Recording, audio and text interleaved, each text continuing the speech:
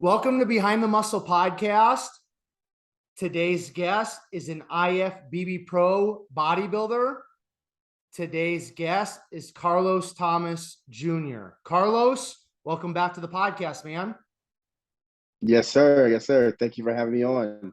And I'm in better spirits than the last time. I'm For well fed. sure. Yeah, for sure, man. So for everybody that's out there watching or listening to this episode of Carlos, this is actually Carlos's second time on Behind the Muscle podcast. He was gracious enough to jump on I think maybe a day out from Nationals where he won the overall and earned his IFBB Pro card this past December. So what we're going to do today, we're just going to kind of catch up with Carlos. He's going to kind of bring us up to speed with his off season, how everything's been going, and we're going to talk about his pro debut next year. So if you kind of want to hear a little bit more about Carlos's backstory, go back to the previous episode with Carlos on Behind the Muscle podcast, and you can catch all of that. So Carlos, I want to kind of hit on Nationals last year. Like I said, we had you on right before, I think maybe a day out, maybe even the day of that you had pre-judging. Obviously, you won the overall. You earned your IFBB Pro card. You accomplished what you went to accomplish there. Why don't you just share quickly your kind of like your wrap-up thoughts from Nationals? What was your takeaway from Nationals last year? Yeah, so Nationals was quite a whirlwind, and we were able to bring back the overall win, and that's what I was striving for. I was hoping to get that. That was my goal when I set out at the beginning of that season. So I'm very happy and blessed that we were able to achieve that. So it took a while for it to, settle in. The fact that we're pro and we've achieved, this goal that I set out to achieve since I first started bodybuilding back in around like 2014. And having taken 4 years off after 2017, from competing, to do it, to come back the first year and get the pro card was amazing. So being able to travel around and make appearances at nutrition stores, and I've been able to be in good company of like Guy Cisternino and Jay Cutler. I had an event with Nick Walker at Aries Nutrition with Guy and Jay there, and Aaron Banks, and it's just been a wonderful process. So I've just been very much diving into the business of bodybuilding and having a great time with it. So I want to ask you, because I had Mr. USA on from this year right after he won. The gentleman that won the overall at North Americans, I had him on, Felix, right after he won. And everybody says that, at least at that point, that close post show, it's really surreal and it hasn't sunk in. So did it take you, actually, I want to ask you, how long did it kind of take you to kind of like have that sink in that, hey, like I achieved this long-term goal. I'm an IFBB Pro and it's go time. Like, how long did it take you to kind of come to that realization? Oh man, I'm not sure if it's quite settled in just yet, because like I haven't done my pro debut.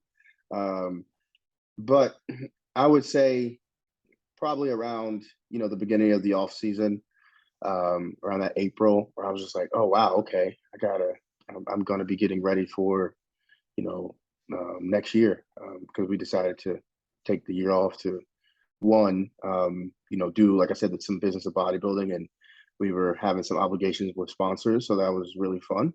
And then two, improve on some of the areas that they wanted us to see, mainly the back. So yeah, that's, I think right around that April time is when it started to sink in. Excellent. Okay, so why don't you talk about, I want to kind of, take what you just shared, and I want to kind of transition into some of your off season. So you mentioned, you're going to take a full year off. The biggest improvement that you're focusing on is bringing up your back. So talk to us a little bit about what your decision is in terms of your pro debut next year, and what is kind of like the blueprint or the game plan that you guys have put together for your off season to bring up your back and to win your pro debut, because I believe I've heard you say somewhere else that's your goal. You're going to win your pro debut. Sure. So unpack that blueprint for us, please, Carlos. So starting out, my coach, Cash Guidry, we wanted to rebound after nationals, which we did, and I felt that we put on some good quality size from there, and then we took a bit of a break from the food and the training, so we kind of deloaded for about a month, and I just kind of relaxed and let the body just come back to kind of like a homeostasis from just the intense training and pushing the food. So when we started the off season in April, was to bring up the back. So we've been training back twice a week for most of the off season, which I feel has really helped out quite a bit. And I had linked up with Luke Miller out of the Dallas-Fort Worth area, and he has taken over my training programming, and he's changed a bit of it up, quite a bit of it up. So it's a little bit different. I'm used to doing more of a single body part a day type of thing, one or two possibly, maybe like chest and biceps or back and triceps. But with Luke now, we're doing a bit of a modified push-pull legs split, where we're hitting back 2 full back days, and then we're doing a little bit extra on one of the other days. So the frequency of back has increased a bit more. And then just the overall exercise selection to make sure that I'm not doing exercises that overlap each other and hit the same muscle, hit the same part of the back. So it's been a pleasure working with him. We've been about 2 weeks now under the program with Luke, and it's been wonderful. I've been loving every second of it. And I think that's where I'll be going to Dallas to do some training off and on until prep starts. And then when prep starts, I'm in the process of looking to do an extended stay down there and train with him and his training partner. Very cool. Okay, so I want to dig a little bit deeper in terms of the training. Now, in terms of like bringing up your back, are you focusing on like density? Are you focusing on like your lats and width? Is it everything? What specifically in terms of your back? More so just a lot of density and building up that thickness in like the mid to lower, mid back, lower lats. So my upper back is really developed, and I think that's just because of the way I've been, training. So that's why, I sought out some help from Luke Miller to adjust the way I've been training and help me with those issues, as well as assist me in some bit of injuries I've been having around like my shoulders, which was possibly affecting, my back training. So yeah, overall, the judges wanted to see, more 3D, more thickness in that mid back and the lower lats. And that's what we've been, pounding away at for the most part of the all season. And even more so now since I've linked up with Luke.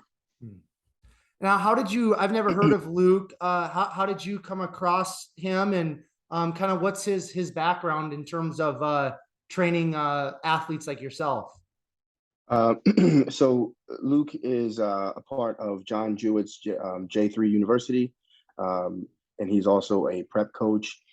So he has a lot of athletes, and he also does training programming. I know that he has a master in science, and he is also a CSCS, so certified strength and conditioning coach. So he's trained a lot of athletes, and he's familiar with biomechanics. So it was really a breath of fresh air to begin working with him, mainly because he's assisted, a lot of athletes at a higher level, and the way he approaches his training is very methodical.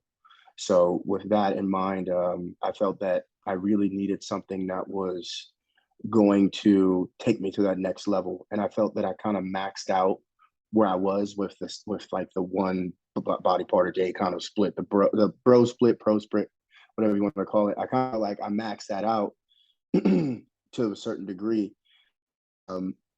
So working with Luke, it has really opened up the way training, because I was always, the one body part a day kind of guy. So working with him has really enlightened me and opened up another facet of training. So Awesome. it's been really great so far. Beautiful, man. I love that. So now what was your guys's decision in terms of making your pro debut? And I know it's already out there, but I would just like you to kind of share with us again what you're Yeah. planning on doing for a pro debut, and what was the decision in terms of why you decided to do your pro debut at this specific show? Right.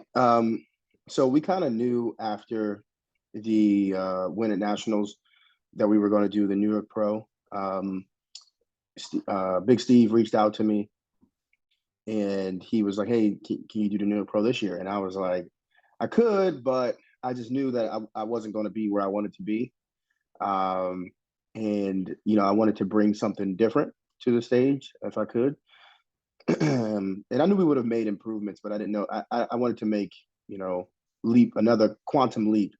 Um, so to do that, discussed it with my coach, and we decided that we would take the rest of the year off to make these improvements. So the New York Pro has a bit of sentimental value to it because I've gone to see that show probably ever since I started bodybuilding around 2015. Since 2015, my father and I have gone to the New York Pro, and since I think 2020 COVID year.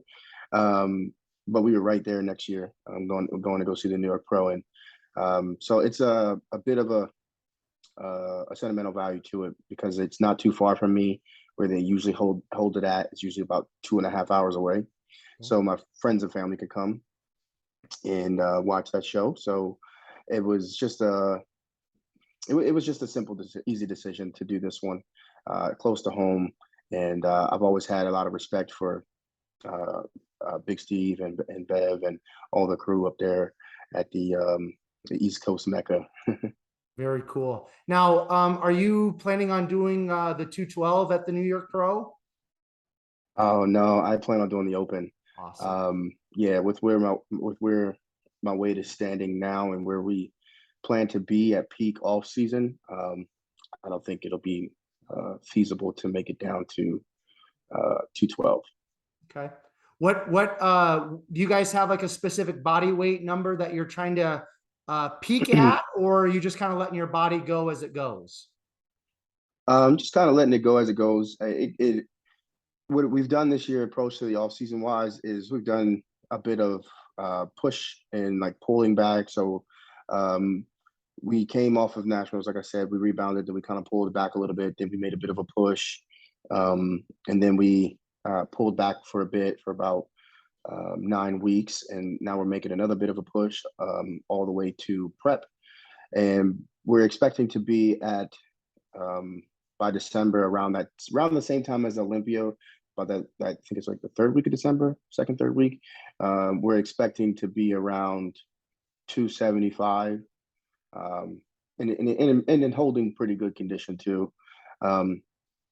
So the plan right now is to get ready for a guest posing we have in October, and then we'll make another. So we'll cut back a little bit, do a little, just like a little bit of a mini cut, and then we'll use that as an opportunity to rebound a bit all the way through to the show, and to the prep starts for the show, and then we'll begin cutting down in about February. Okay. Excellent. So yeah, peak weight should be about 275. Okay. And I'm assuming that's probably the biggest you've ever gotten or will get for an off season. Yeah. I honestly don't think I would push anywhere past that.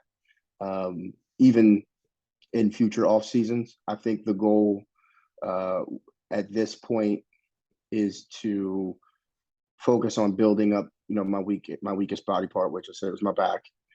Build that up, and at that point, it's just refinement. So each year coming, maybe that peak weight is 275 for the off season, but it's a better 275 than the year before. So each year we want to clean it up a little bit more, clean up the look a little bit more, refine things a little bit more, because I think that I've hit a good size for my height. I'm about 5'6", so being around 275 is quite big. Yeah, Yeah. I think that might be an understatement, right, Carlos? Right. Yeah, I Um, don't want to be anywhere bigger than that. I yeah, got to tie yeah. my shoes. Well, I think that's smart, man. Especially with having just being business minded like you are, career focused like you are. Yeah. You want to I'm assuming you probably want to have a family at some point. You want to keep that health as Oh strong as yeah. possible. So Yeah, that's the goal, especially for, we've had it this off. It's been the goal ever since I've started bodybuilding, but I've been very, in light of the things that's happened over the past few years, I've been very hyper focused on maintaining everything the best I can.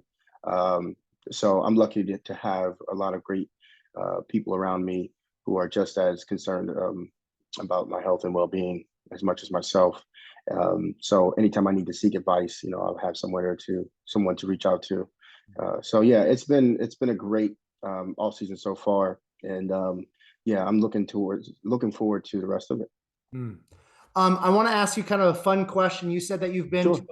been to a lot of the New York pros in person. Yeah, Um, yeah.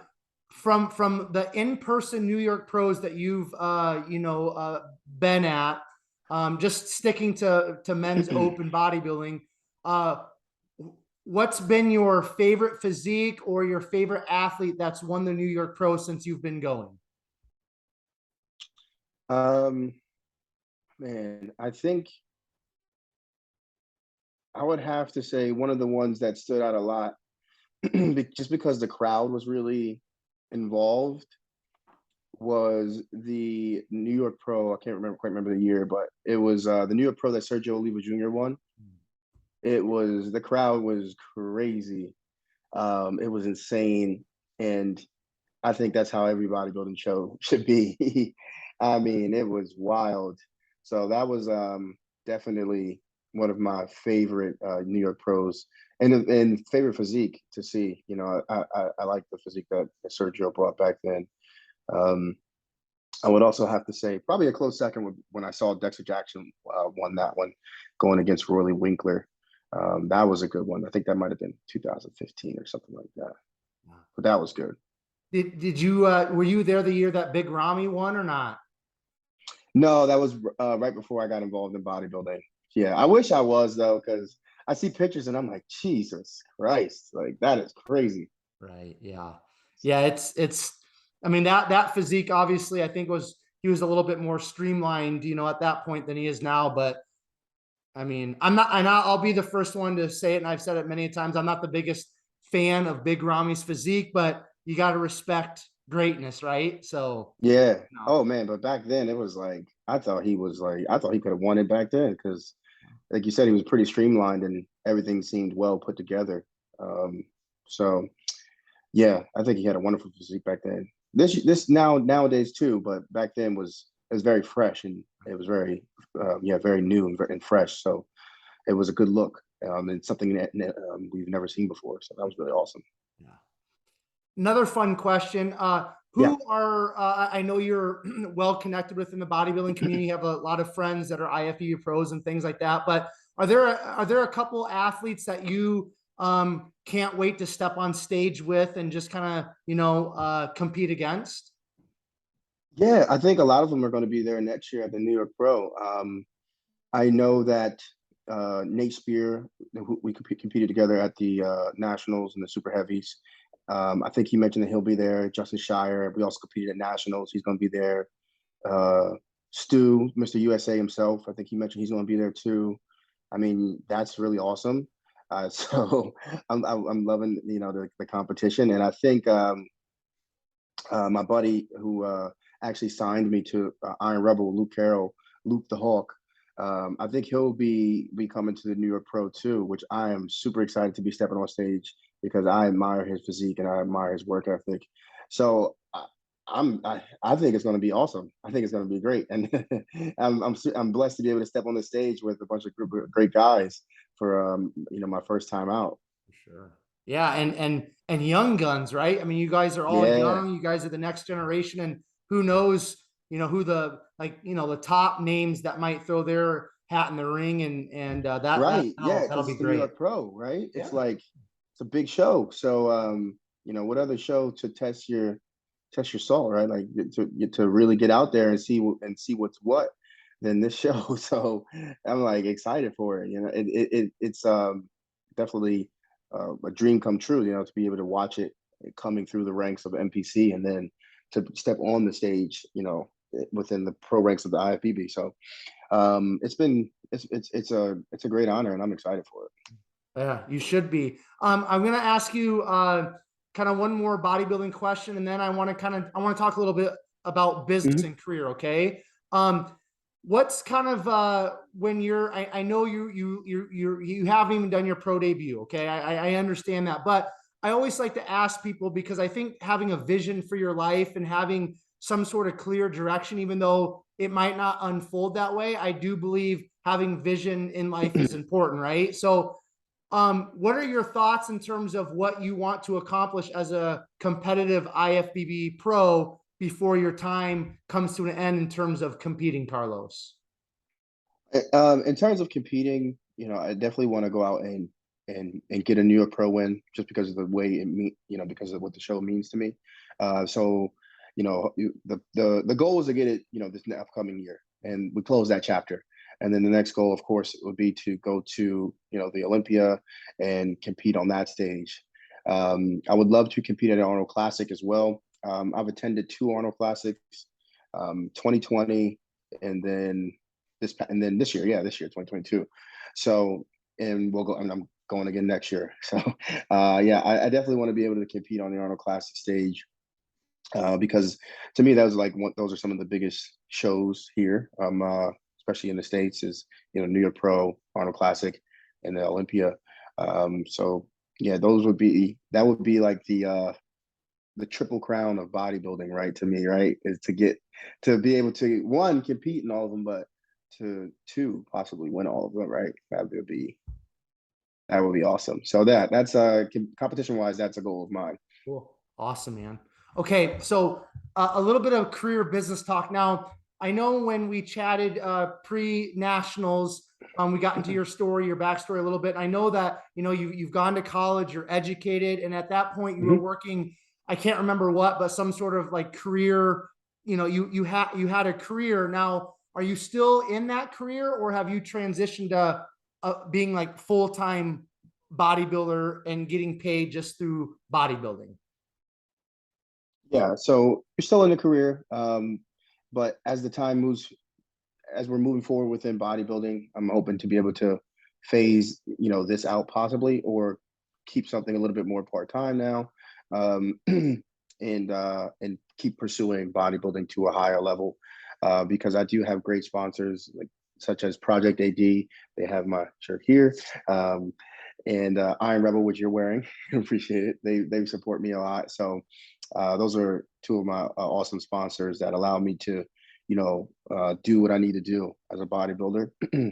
So if the time comes where, I'm able to, continue to do this full time in some type of capacity, then that'd be great.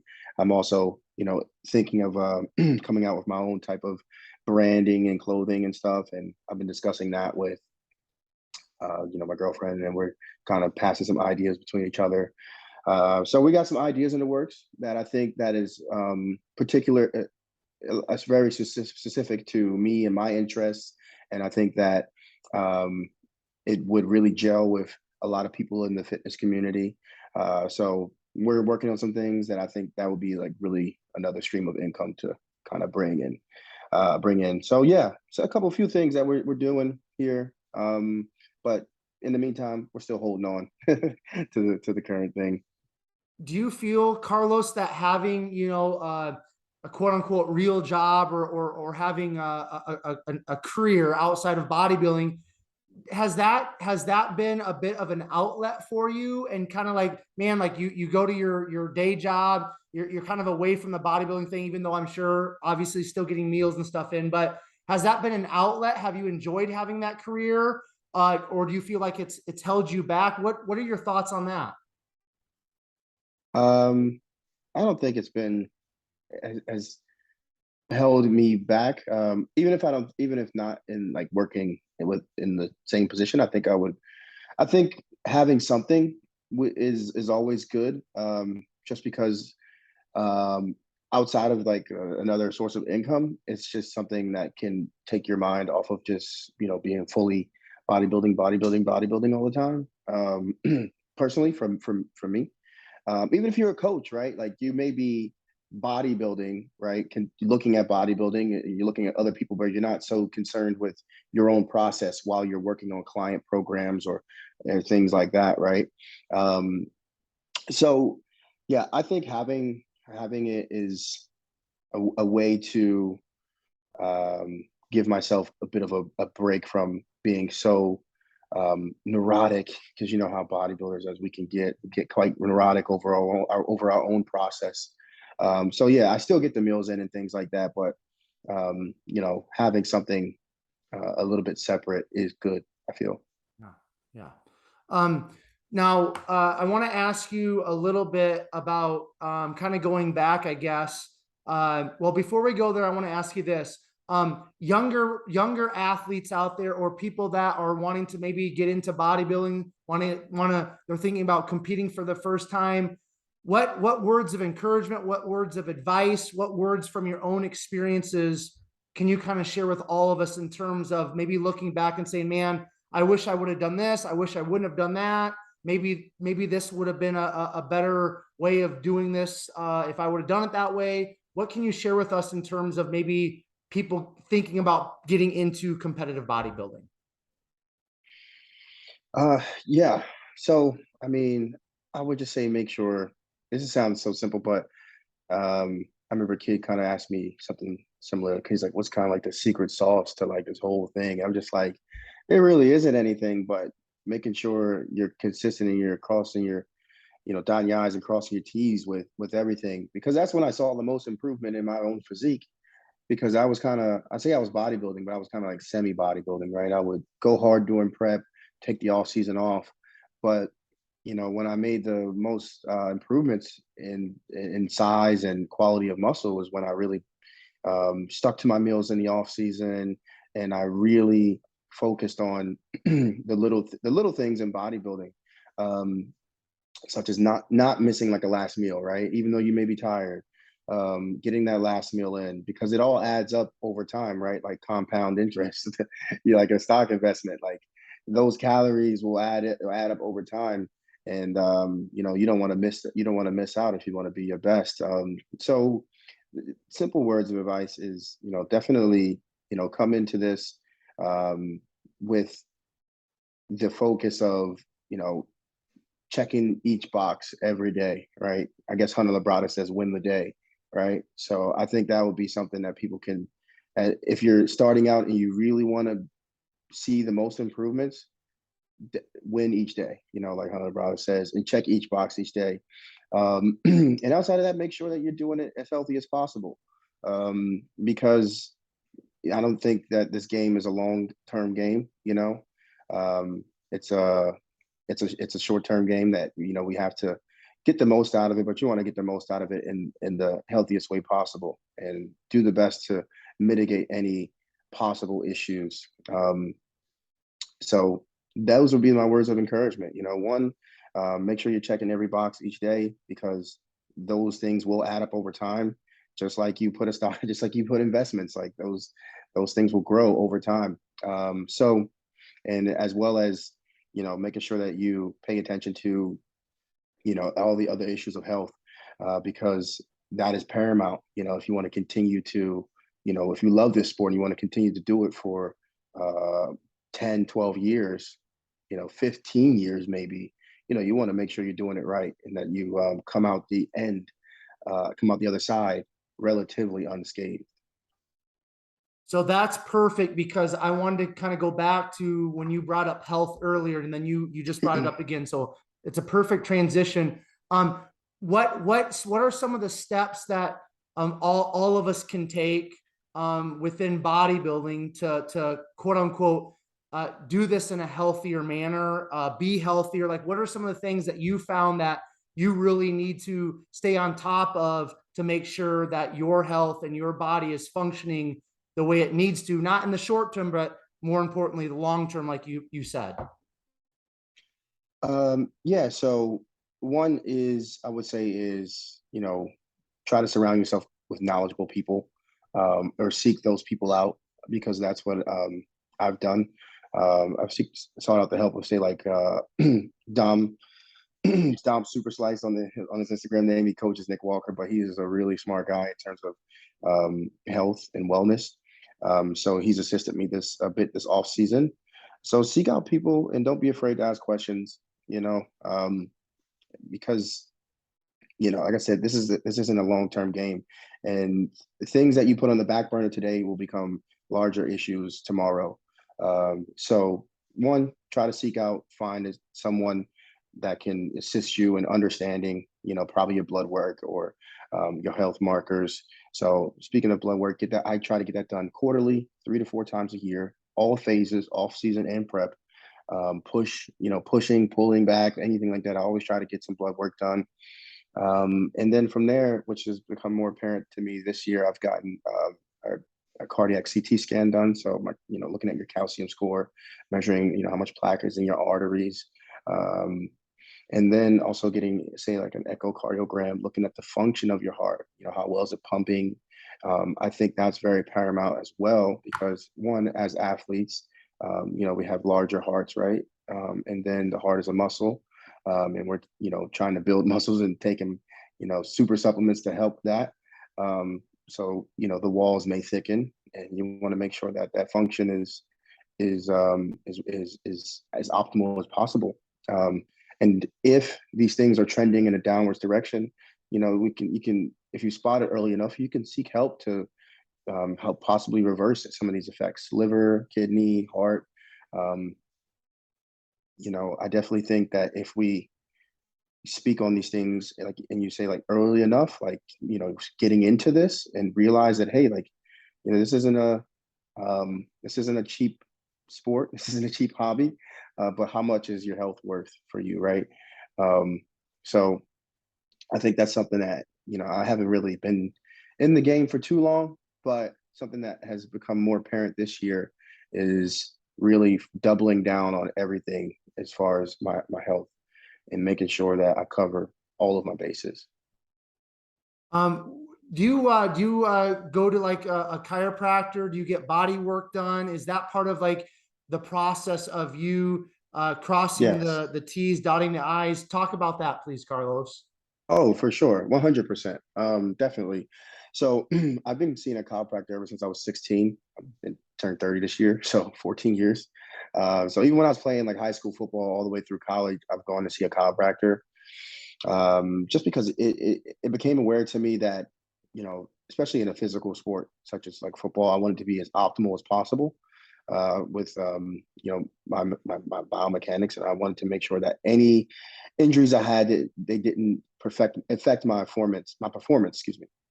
So I went to see a chiropractor since I was like 16, and then started getting like some type of tissue work, deep tissue done, more so on the side of when I started bodybuilding, because we're really focusing on breaking down muscle tissue and building these dense muscles, and they can develop adhesions and and trigger points. So we want to break those up, and getting that tissue work done is paramount. So I've been getting a lot done recently, more so because I found like the bigger I've gotten throughout my career, it has affected my mobility and my flexibility a bit. So I try to stretch as much as possible. Don't do it as much as I should have probably, but I do get some Graston work done, which is great. Manual therapy, with like the hands, elbows, stuff like that, and then I get some dry needling done, which has been really awesome. That's something that I've added into this past off season.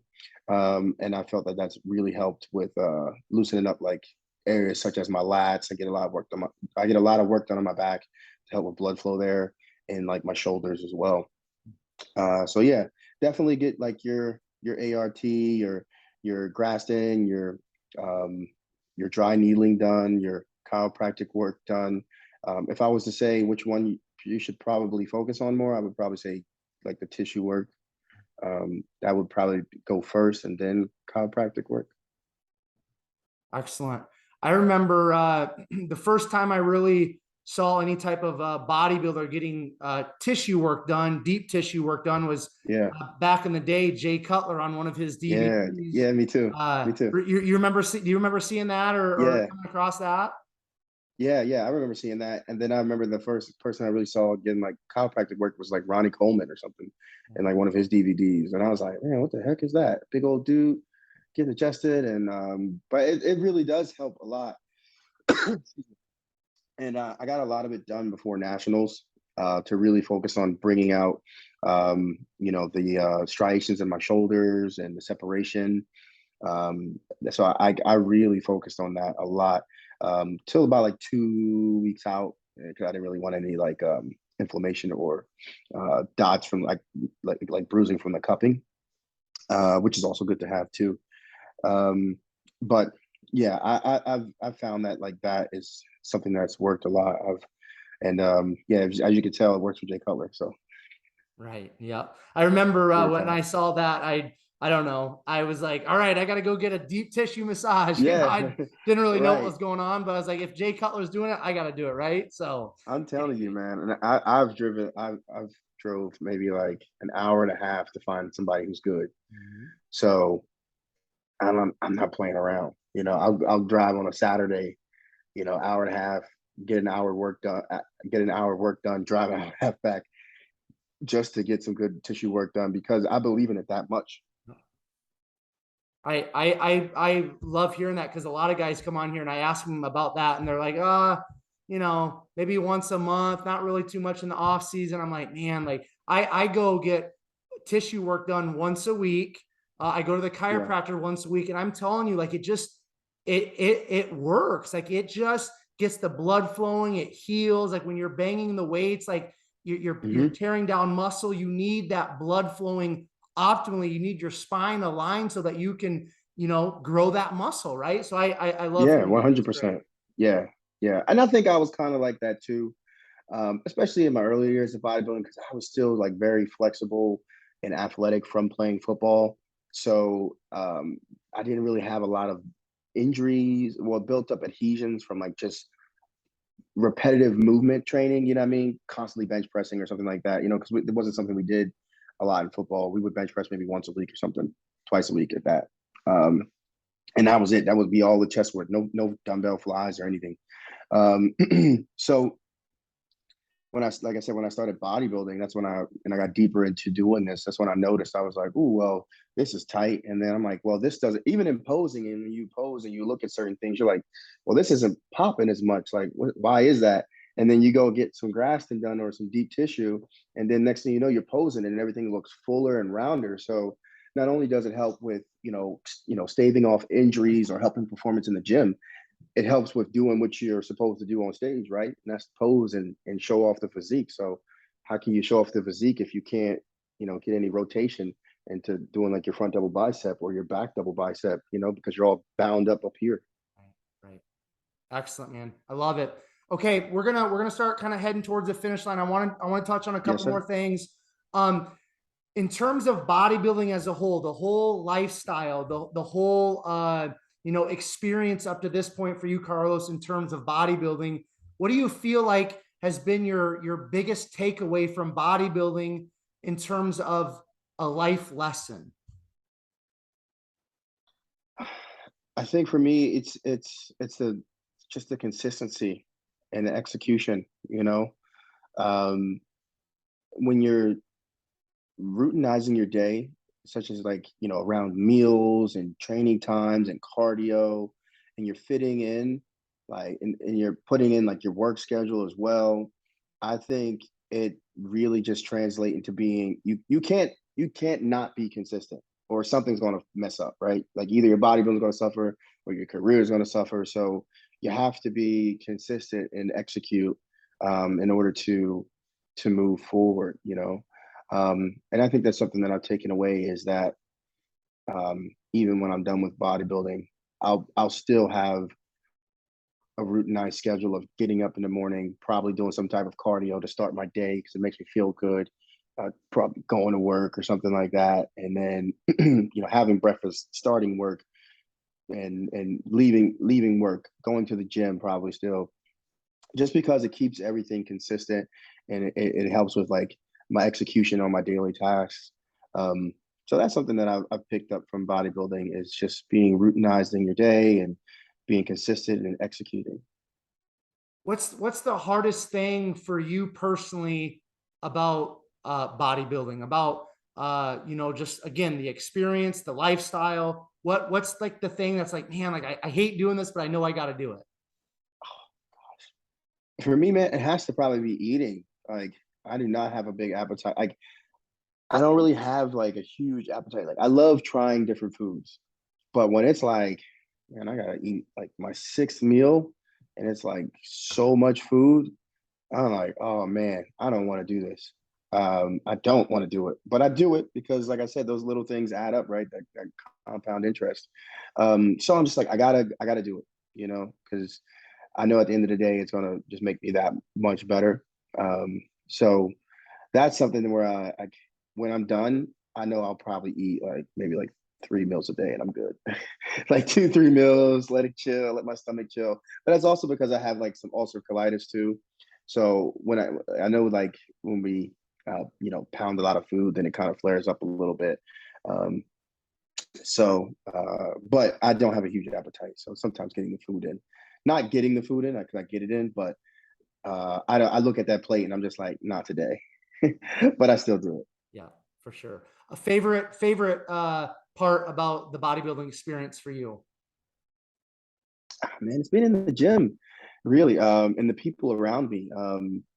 Coming from a sports background, I remember being in the gym with all my buddies, music blaring.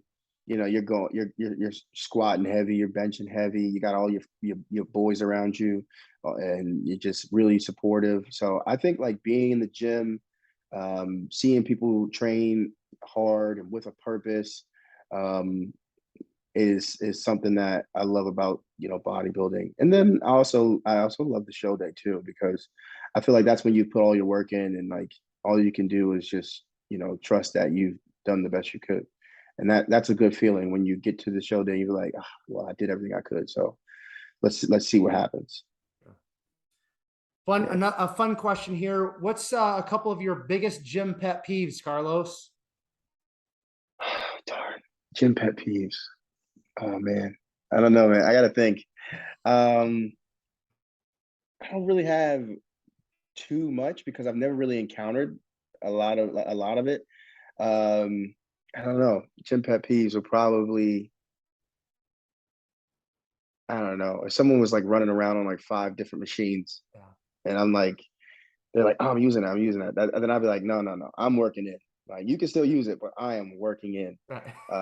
So that would probably be a pet peeve. It doesn't really happen a lot, because the time that I train at, there's really not too many people in the gym. But yeah, that would probably be a pet peeve if it was just like someone doing like 6 different machines and rotating them. I'm just like, this is terrible. So yeah. The thought that pops in my head is Milos. He does the giant sets and he uses like 15 machines, right? Right. But like that's like with a plan and it's Yeah. thought out. So if it's planned out, like, all right, brother, like I'm here, I have 90 seconds rest and I'm going again. I understand it. But then sometimes you have somebody like, okay, I'm gonna do chest flies and then okay, I don't know, dumbbell bench press and sit on my phone for a second. And then they go over there and they do like some type of like, calf raise or something. I'm like, what the hell's going on? Are you know what I mean? But there's no plan to it. Yeah. Yeah. If there's a plan, then like if you could say, hey man, I'm doing a giant set right here, brother. I got this, and this, and then I'm taking 90-second break and I'll be right back at it again. Cool. I'm totally understandable because you have a plan.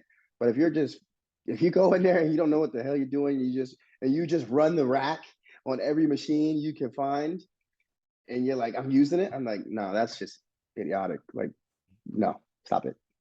I You hurt my head. I think the phone thing is an annoyance too, man. When somebody's like sitting on a bench that you want to use and they're just, I mean, they're not even using it except for they're using it for their butt, and then they're on their phone. Like that's something that I think is a little perturbing as well. But so Yeah. Oh yeah. And probably the last one would be I it's a personal thing, but to see people not push themselves, but I have to understand that not everyone's like me, I guess.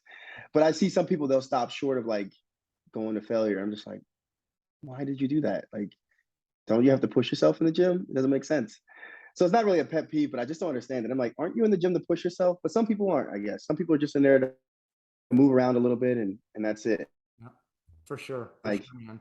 push yourself. Let's get something Okay. out of this. Yeah, no, I hear you, man.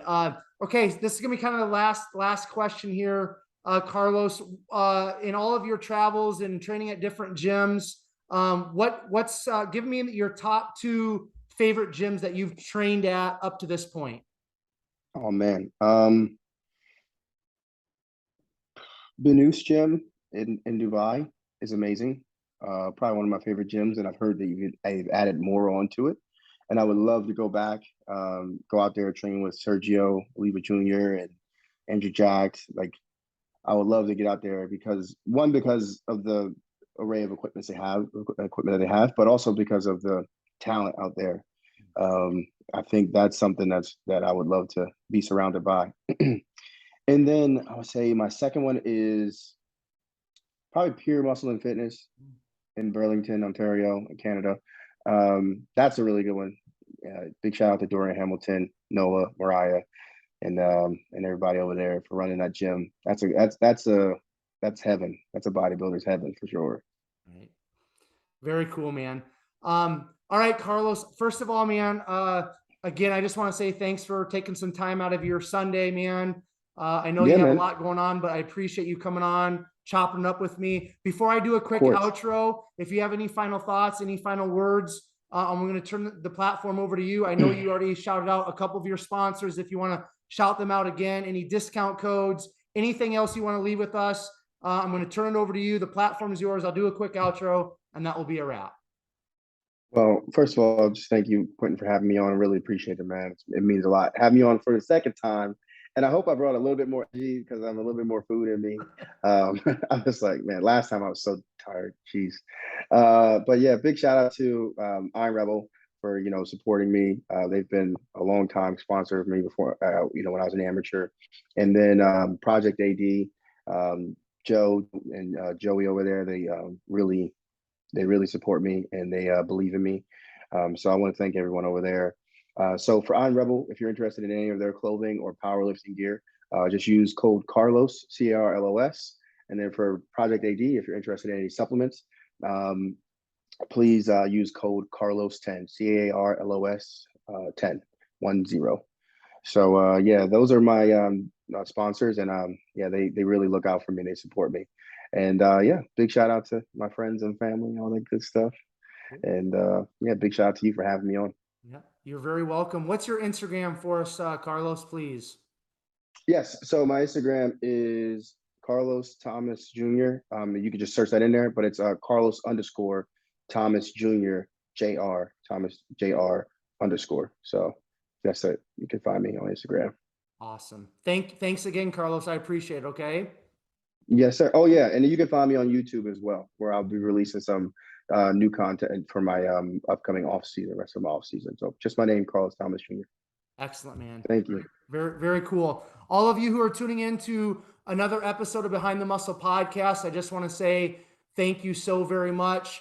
I appreciate all of you. I value all of you. If it weren't for all of you, the podcast would not exist. A couple quick things as we wrap up this awesome conversation with Carlos today. If you would please, if you have not done so already, hit that subscribe button on YouTube. That's really important because I release all of these episodes first on YouTube, and then I'll distribute them to iTunes, CastBox, and some of the other major podcast platforms. So if you want to stay up current and all of the latest Behind the Muscle podcast episodes, make sure you are a subscriber to BTM on YouTube. Then also please take this episode with Carlos, share it on your Instagram stories. Make sure you tag Carlos, tag Behind the Muscle, go ahead and tag Iron Rebel as well. And that's just a great way for more people to find the podcast. They're going to listen and they're going to be positively impacted through Carlos's story, through the other athletes and coaches' stories that are shared on BTM.